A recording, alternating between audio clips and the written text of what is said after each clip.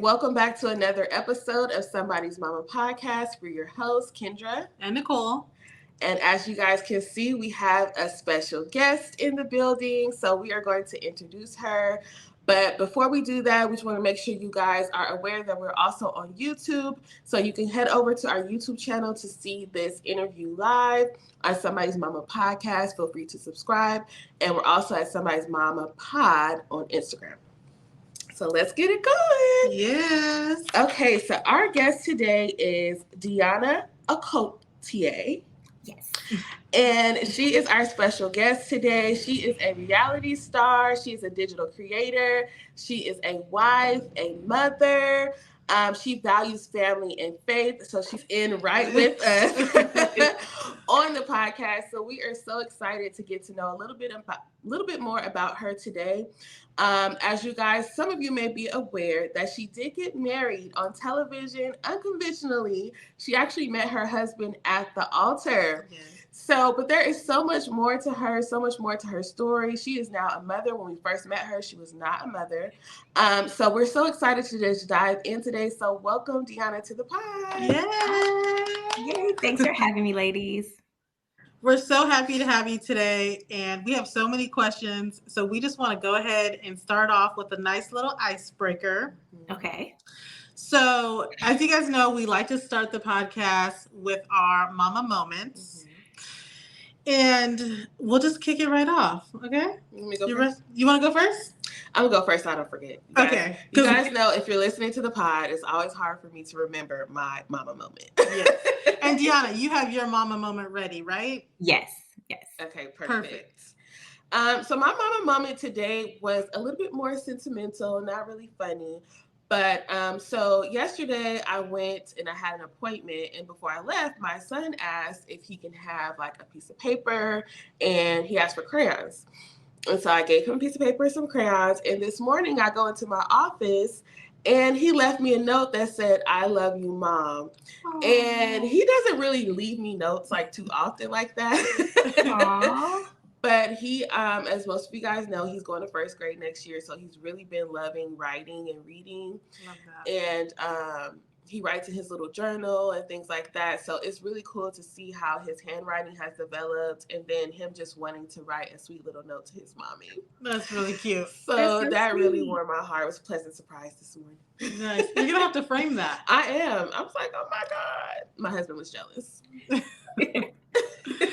Okay, so I'll go next. Since you're the guest, we'll have you go next. My mama moment is my daughter's 2, and she's ready to go on the potty. Like, she's fully ready to go potty trained and everything. But I'm just holding back. What? I'm holding back. You don't want her to go potty? No, because she's my last one. She's my third. You don't want her to grow up. No, and so she's like, "Mommy, I have to go potty." And I'm like, "Diaper? We can go to the potty and then put on the diaper." Oh my gosh.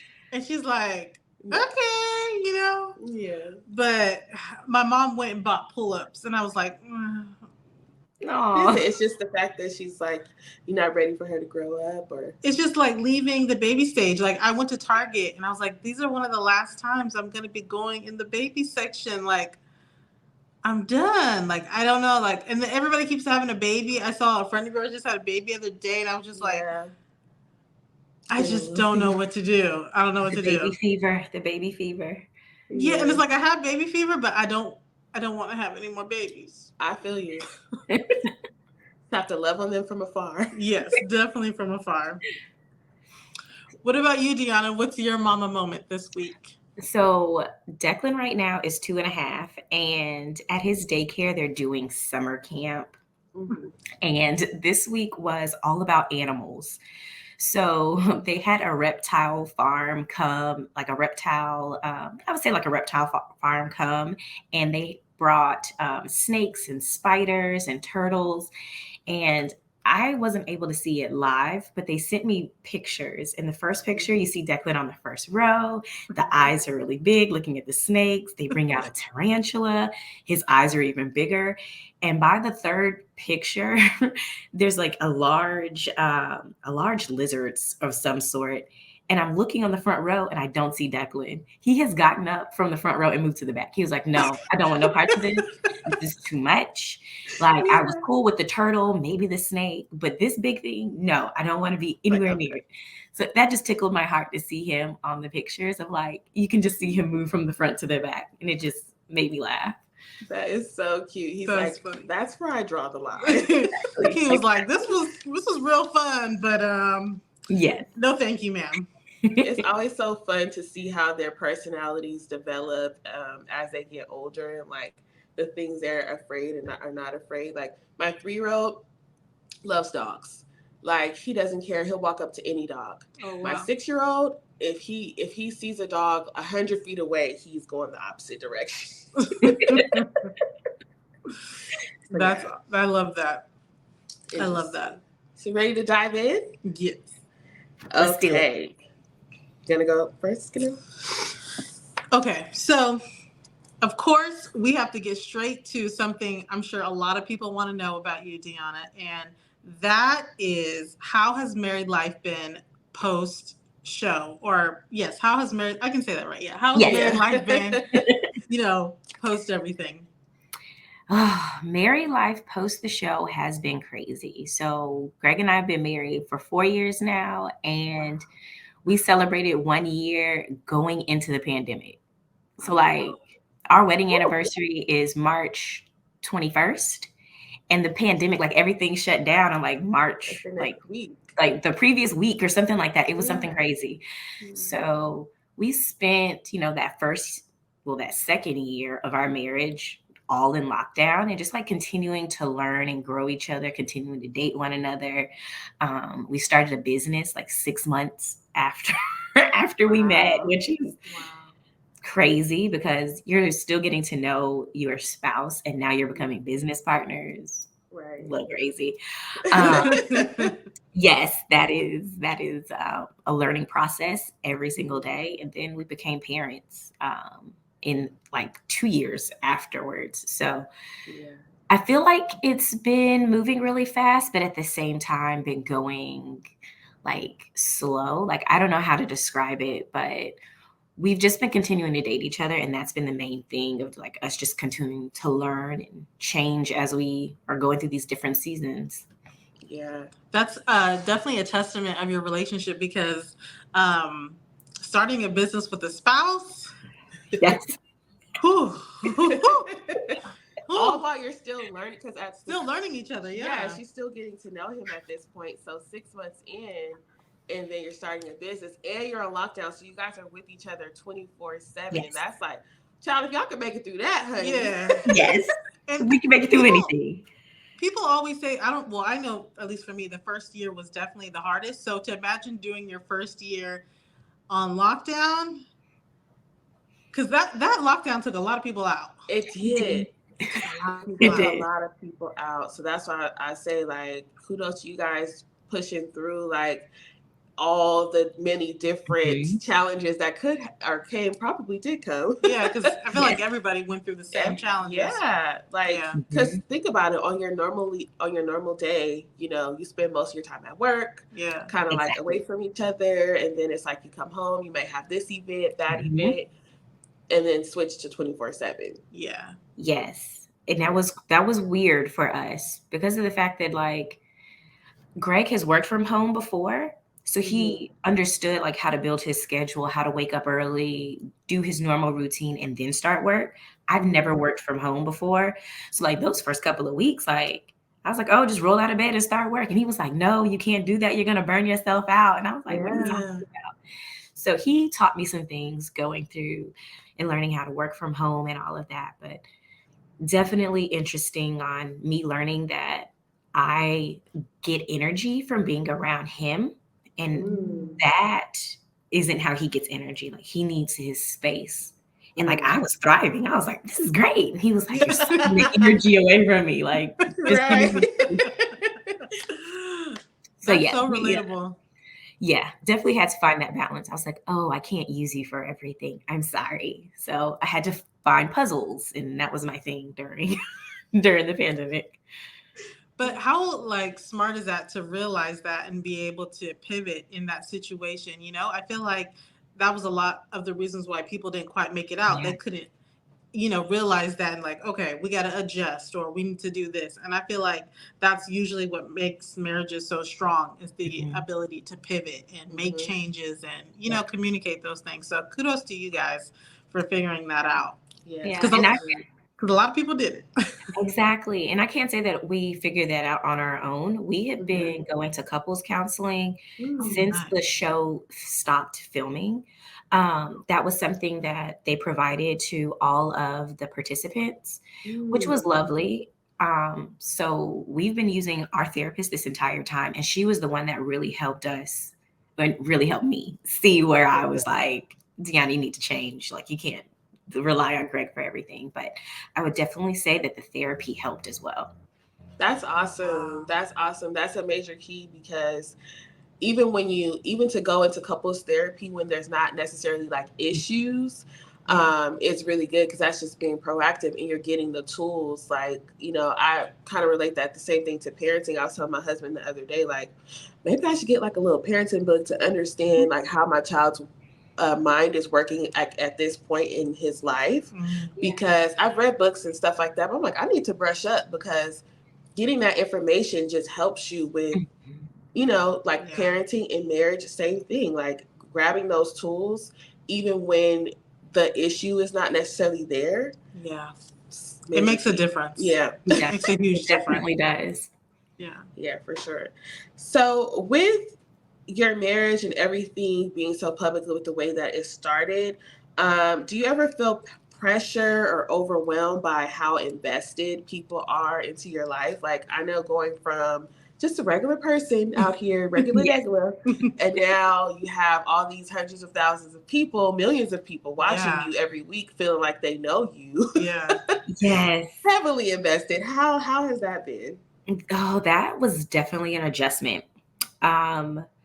It's just like you said, I feel like I'm a regular person. And for people to come up and smile and say, oh my God, I love you. Like, I know who you are. And I'm like, I have no clue who you are. But it's humbling, like, for people to come up because they're all saying really nice things, like how we inspired them or how they just love to watch us.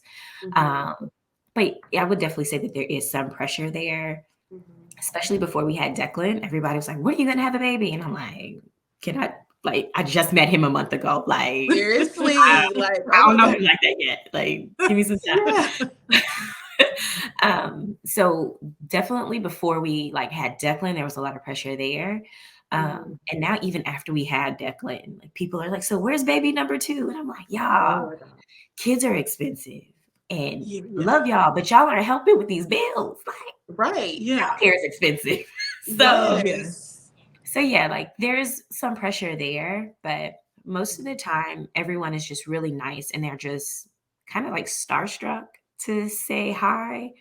But I'm just really normal. Like, nobody has to feel any type of way about coming up to me and speaking and all of that good stuff. While we're on that, something I've always wanted to know is like when people are so invested in your life, how has like when you post and people comment, how has that been? Like, because people are so invested, when people comment and say those things, like how did you adjust with that? Like how did you figure out like what to respond to, what not to respond to, kind of like take care of yourself like in that process? Yes. So prior to the show, I was not on any social media. I had gotten off of social media probably about 3 years before. So I was on nothing, no TikTok, Instagram, Facebook. Like I had taken myself off of all of that because I wanted to focus on myself. So I got back on after the show aired, and I was just, I kind of like blocked out a lot of that stuff. I didn't let any of that stuff really bother me because I wasn't on it that often. When people did comment or say negative things or mean things, I simply deleted it. I didn't feel like it was worth my time or energy to respond back because I felt like that was what they wanted. They wanted a response. They wanted to see if they could agitate me. And for me, I delete and block. Like if I don't like it, delete, block, move on. We're good. I just don't Right. have time for that. So Yeah. that was how I handled most of the comments that came. Mhm. Um, when people are saying nice things, like I would try to like it or try to say something back. But Mhm. yeah, for the people who are just being rude, I didn't give them the time of day. Well, that's good to hear because we often hear how people just, you know, when they are put into the spotlight and then they get so much feedback and they, deal with it in different ways. So that's kind of interesting to know. Yeah. Um, because you got married in such a Mhm. unconventional way, Mhm. what's one thing you've learned about yourself since getting married?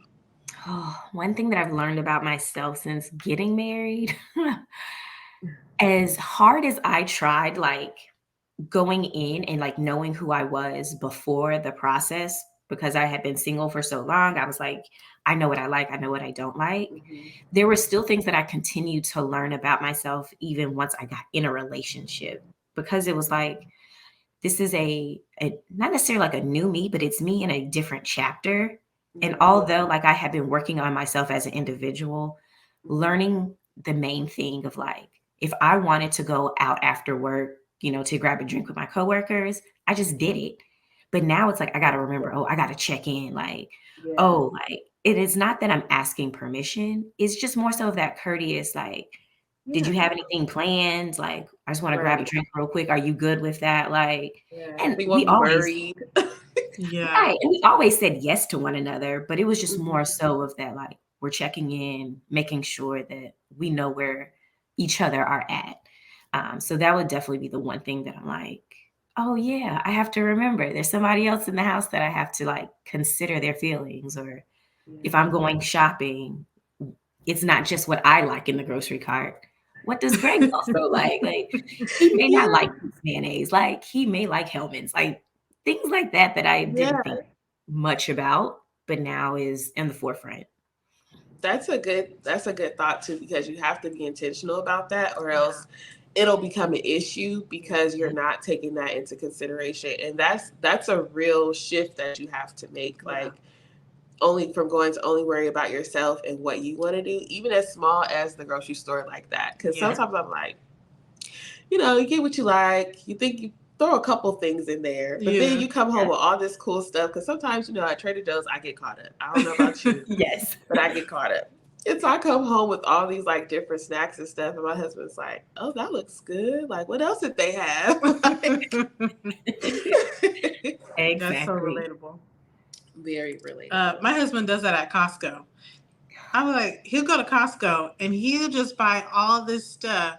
And I'm like, okay, make sure you got my egg bites. At least get my egg bites, Right. okay? Because my Yes. spinach egg bites is important. And he doesn't like breakfast, and I love breakfast. Hmm. And I'm like, pick up breakfast food For me. for me. That's Okay. Greg's happy place too, Costco. Absolutely loves Oh. that place. Okay, has Greg? Okay, I don't know about you, but my husband loves Costco so much that he's even started to buy his clothing there. Does Greg do that? Yes. Oh I my Yes. do it goodness! too. You do it. Oh my They goodness! always have the cutest little jumpsuits, to just throw on, little Saturday jumpsuits. Girl, the tights and everything. He doesn't. Do you like Costco or Sam's Club? I do. Greg has gotten me onto Costco. Prior to getting to Costco, I was in BJ's, and I was like, I like BJ's. We're good. But I've heard about BJ's. We don't have that here in California, but I Yeah. have heard of it. yep, So it's pretty much the same thing. yeah, she doesn't like Costco or Sam's Club. Oh, really? No, None of because them? it's too much. It's overwhelming. Like I'm worried Yeah. about the thing falling down because I don't know how they taped that up. I don't know if they taped it right. I don't know what they did with that. I don't It is know. a lot going on in Costco, though. That's what I told her. I said you might prefer Sam's Club because Yeah. I feel like Sam's Club is a little more organized. Yes. Costco, they jam pack everything in there. And It I'm gets not going in the freezer. Yeah. Like I don't even like the freezer at the regular grocery store. Why am I be in the Costco freezer? You're all the way in the freezer at yeah, Costco. Yeah. And yeah. Costco, they move things around so much. That's their thing. They Mhm. don't put things in the same place. That's what irritates me sometimes. If Yeah. I'm on a mission and I'm like, I got to get in, get out. They'd be like, the bread was here last week and now it's on the other side of the store. And I was like, Bread. listen, this is too much. See, It's too much. I don't even like that when they do that in the regular grocery store. So I know I'm not going to be okay with it at Costco. We were talking about this the other day. I told her, I said, you just have to come with me. I'm going to try to give her a different experience at Sam's Club. Because to me, I feel I'll try like, Sam's. at least for in our area, I feel like Costco, the aesthetic is giving Walmart. And Sam's Club is more of a Target in the flow, the way the store is, which is ironic because Sam's Club is a byproduct of Walmart. Anyway. Yeah. I digress. We're going to try that. Yeah. Okay. And so we know this is called Somebody's Mama Podcast, and you are a new mommy. Yeah. And so we kind of want to transition into that. We had to go into the marriage thing. We are both wives ourselves. And we know everybody wants to know. So we had to give that update. But we wanted to move into your journey from marriage to motherhood with everything in your life kind of being fast tracked. Just how was that journey from just being the two of you guys for a couple of years into being parents? That has been very different. So I grew up with kids all around. I have a very big family. There was always someone pregnant. My girlfriends had kids. So I understood what it was like having babies around, like their schedules, the crying, the diaper changes, like how all of that goes into being around kids. Greg, on the other hand, like all his friends are like young professionals. Like nobody had kids. He's like, this is foreign to me. He's like, yes. He's like, wait, what? The baby is just crying like for no reason? I was like, yeah, like sometimes they're gassy, sometimes they're hungry, sometimes they just want to be picked up. Like you just don't know. Yeah. And that is something that he is still learning. Like with Declan being 2, he's like being around a 2-year-old. Now that's a new phase that I'm learning of like temper tantrums, and he's finding his voice.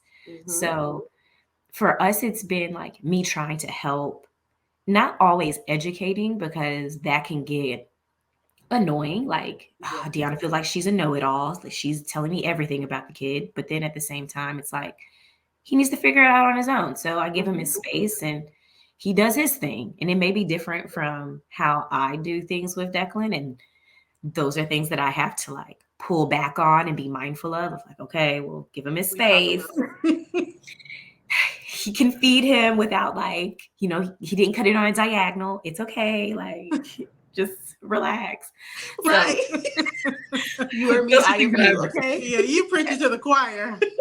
Those are things I'm working on, but yes.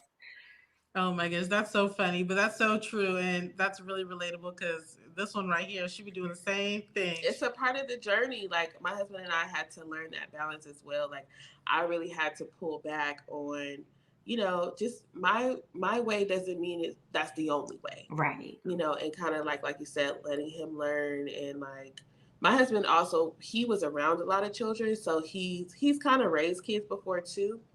But, our methods are still very different. Yeah. So, but it made it a lot better, I would say, by allowing him to find his way and just having a happy medium. Right. I agree with you on that. Yes, that's good. While we're on that topic, was there anything that you found that he did his way that you didn't expect to kind of like, oh, wow, I actually like it that way? Or like, is there anything that he did differently that you adopted? Just an interesting question. Are you still there? Sorry. Oh yeah. Oh yeah. Oh, there you go. There you go. Okay, sorry. I did hear your question. There are things there was one thing that Greg and Declan does together that I'm like, oh, this is your routine. Like I've just designated Greg the person. So in the mornings, Declan does not fight Greg whenever they brush teeth and washes his face in the morning. So part of the morning routine, I wake him up, change his diaper, get him dressed for school. And then I say, okay, go brush your teeth and wash your face with daddy. Like that's their thing that they do together. Yeah. And when I try it, like he fights me tooth and nail. And I'm like, what? I'm doing the same thing.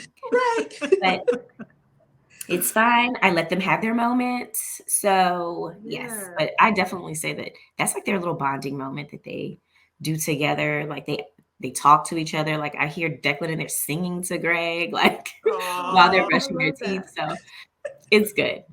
You're like, you can have that one. Yeah, yeah. Right. Yes, you can Yes. have that. You can have that. That's so cute. I love that.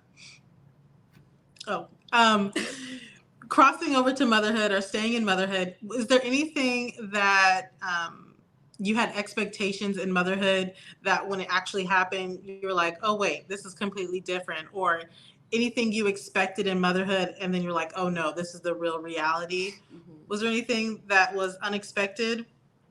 I would definitely say the most unexpected part going into motherhood was probably like labor and delivery. I was there with my sister when she gave birth to my nephew, and she made it look so easy. Like I was like, "Oh, girl, this is gonna be great." Like her labor was like 12 hours, like smooth sailing. Right. Push the baby out, boom, we're good. And I was like, "Oh, okay, that's gonna be me." No, 36 hours later, I'm like, "Bro, where's the baby at?" Like, Wow. You're like, get the baby here, please.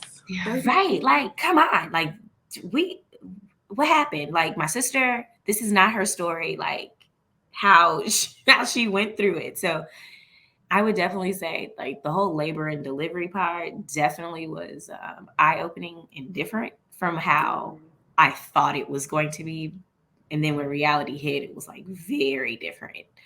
So Unpredictable. yes.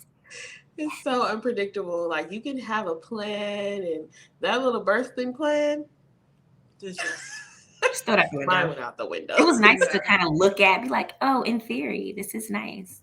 It's still good to do because, you know, so that everyone knows your wishes and things like that. And sometimes it goes, you know, right according to plan, but you got to be flexible with it. Yes. Yes, very good.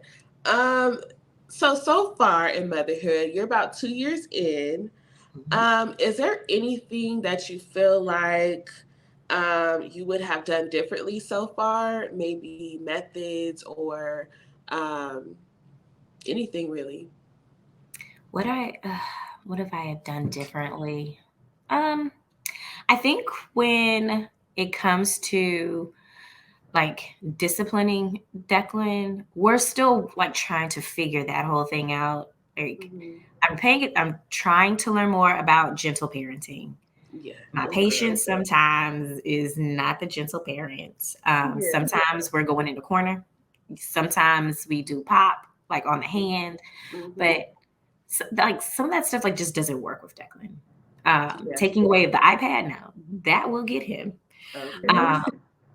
But just like trying to learn like the whole different types of parenting styles. Like in my head, I was like, this is going to be easy. He's going to be the first kid. He's not going to fight me. Like just pipe dreams. Not true at all. Not true at all. And it's different at every age too. So like trying to like discipline a 2-year-old is like, come on. It's like they're like, what do you mean? I'm gonna do what I want to do. It's tough. Yeah, it is tough. Yeah. Especially sometimes with boys, because like my first was a boy too, and I wasn't around a lot of boys, and so I was just like, what is going on around here? Just jumping off everything, like energy for days and days. So it can be a lot. Yeah. So I'm still trying to figure that part out of like, I honestly don't even know what I would do different, but I feel like that's the one area that I am still just trying to learn and figure out. And to your point, like each stage is going to be different. But I'm working on it. I have no idea what I'm doing when it comes to that. We all were in the same place. Yeah. Literally one day I remember, I don't remember which friend it was, but I was at one of my friends' house and they put their 2-year-old on timeout and the 2-year-old stayed. And I said, we could do that? I remember thinking, I didn't think a 2-year-old would respond to a timeout. And I tried it when I got home. Like as soon as I needed it, I couldn't wait to use it. And I tried it and it worked. I said, oh, we done cracked the code because my son, he's so busy. He loves to play. He loves to do things. So even for him, they say you can do a minute per year. Mm-hmm. So those were the longest 2 minutes of his life. And after that, it was like, I'm sorry, I don't want to time out. I don't want to time out. Like, I'll apologize. Like it worked for a little while. But yeah, so it'll come. Yeah. And it's a learning process, like like you said, every stage in life. Yeah. And I do feel like it gets a little easier because my son, when he was 2, was just all over the place. And now that he turned 8, it wasn't until 8, girl. It wasn't until 8. 8. 8. Oh. Jeez. It wasn't until 8. Every child is different. Every child is different. But his teacher had told me that, yeah, once they get to second to third grade, that they mature a lot. And so, I got a ways to go. Parenting is rough. We talk about gentle parenting a lot because it's the battle between, this ain't working. Yeah. And he need a little bit more stern voice. Yeah. And wanting to hear your child out. And so I think that's the best benefit of it. It's a pro and a con is that they learn how to use their voice. Yeah. But when they learn how to use their voice, they're very opinionated about everything. And so with my 6-year-old, everything is a conversation. Well, Mom, can we talk about it? Can we go over here and talk about it? I want to talk about it today. And I'm like, sometimes, and I do express to him, like, sometimes if it went there, it's like, Mommy needs a minute, but we will talk about it. I promise I will listen to you, and will you be able to listen to me? And he says yes. And we have a lot of conversations now. And like I said, it's a pro and a con, because sometimes you just don't want to talk about it. Like, you just want them to be like, yes, Mom, and that's it. Right. But they have questions. The more they learn and the more they understand, I have found with my son, the more he is able to listen. Because if he understands why he shouldn't do certain things, he's more inclined to lean towards not doing it. But if he doesn't understand it, he's going to keep doing it because he doesn't get it. So I try my best to explain what I can. And I tell him some things you're just not going to understand at this age in your life. And you need to just trust my judgment. Yeah. And so we have those conversations over and over again. But gentle parenting is a beast. Yeah, it's a beast. I had to just adopt the quiet corner. Like, this is your corner.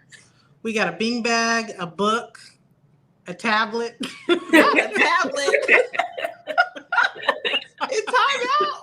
Oh, the quiet corner. No, a quiet corner. Oh, okay. So sometimes when they just need to self-regulate. Yeah, like you need to calm down. Okay. This is your quiet corner. Okay. Yeah. That's how.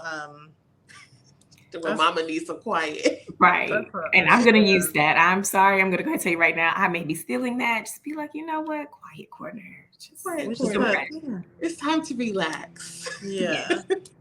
While we're on the topic of children, what has been, what has it been like raising a child in the public eye? Ooh. Okay, so first time ever being in this space. I don't know if it's harder or not. I know that we're kind of always being watched, like kind of like underneath a magnifying glass, with like, oh, like how is she like raising the child? Like, what does she have him in? Like, what are they doing today? And it's like,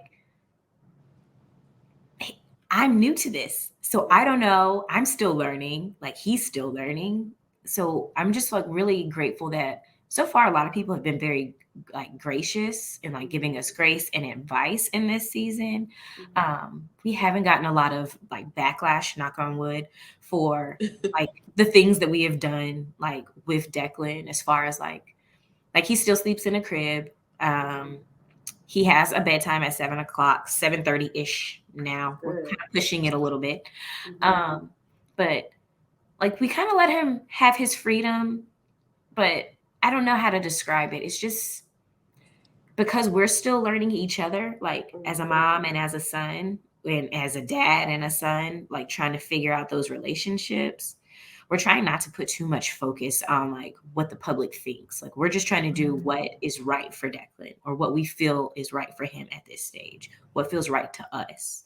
But I will say that we do appreciate like the positive advice that people have like shared with us as we've gone through the journey.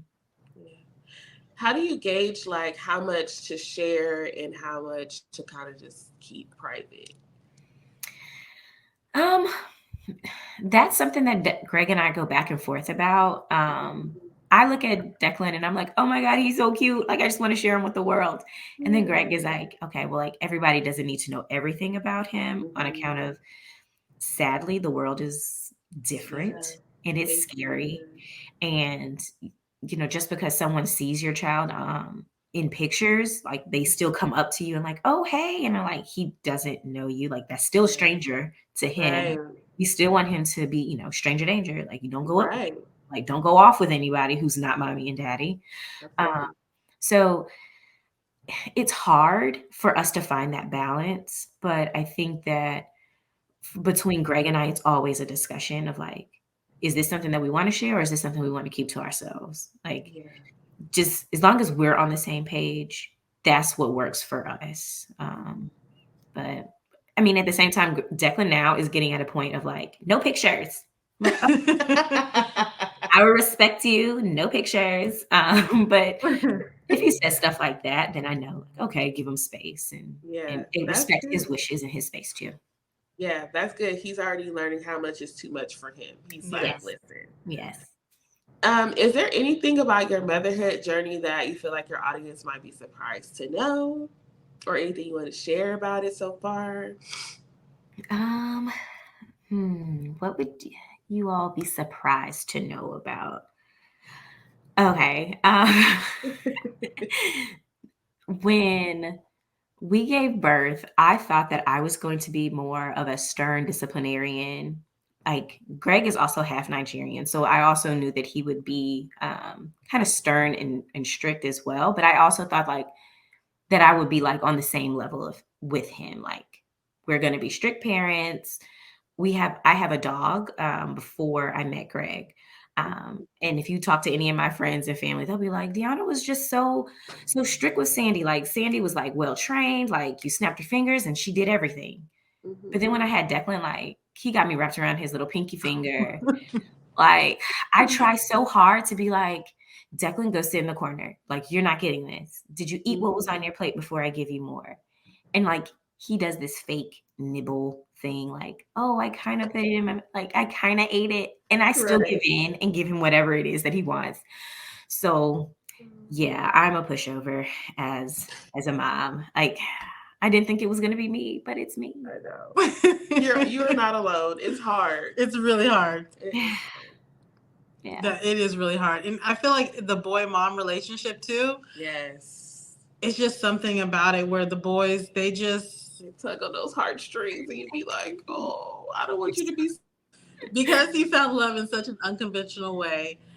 What is some advice that you would have for women that are still looking or waiting to find love or find that significant other? I know we like to talk all about relationships on this podcast. So do you have maybe an encouraging word or any advice? Yes, I will definitely say that being patient is a virtue. Like saying it all the time, like it sounds easier than it is, but really just being patient, and in those times where you're waiting for that person, for the right person to come along, like take your mind off of like, I got to find the one. Like I have to be out here on these dates finding that Mr. Right or Mrs. Right. Like putting all that energy into looking so hard will sometimes like cloud your judgment. And I would definitely say like in those moments where you're being patient, focus on yourself. Like focus on making sure that you are the best version that you like of yourself right now today, so that when you do meet that person, you're at your best. And it's not necessarily like that you're like working on you and trying to learn a new person. Like there's a lot of stress and a lot of like undue pressure that you're putting on yourself. So I would definitely say just take the time to breathe and focus on yourself. What do you like? What do you not like? What are things that like what are deal breakers for yourself? Like if you know what those are, and having high standards isn't a bad thing. But definitely just knowing what you will and won't stand for will make finding your future somebody a lot easier if you know who you are, like by yourself. So I would definitely say that would be my advice of continue to work on yourself while being patient. That's a really good point because you really can't work on yourself and work on a relationship at the same time, especially not fully. Like, yeah, not it makes fully. it really hard. That makes it Mhm. that makes it really hard because it's like when you're still in that growth phase of, developing yourself, it's like and a relationship on top of it, it's Right. You're still trying to figure out what you want, like just as your own person. Now you have to figure out, okay, now, but what do I want in a mate? Like, Hmm. like, and then what am I willing to give? Because sometimes yeah. what the other person is asking you for, you have to ask yourself, like, how much am I willing to give of myself? And am I ready for this much of a commitment? Because in those processes, sometimes you learn, like, okay, I might need a little bit more time, or Hmm. I still have some really selfish ways about myself. I don't know if I'm ready to like give of my all to someone. Like that's an honest question you have to ask yourself, Yeah. because it's a lot of sacrifices that you make as a wife and as a mother, and compromises and conversations, and sometimes people aren't willing to have those conversations with other people, and then they get married and they're like, I don't want to talk to you about every little thing, like it's Yeah. like, Right. well, kind of how it worked, Yeah. Right. You are now Talk one. about Yeah. So that's really good advice.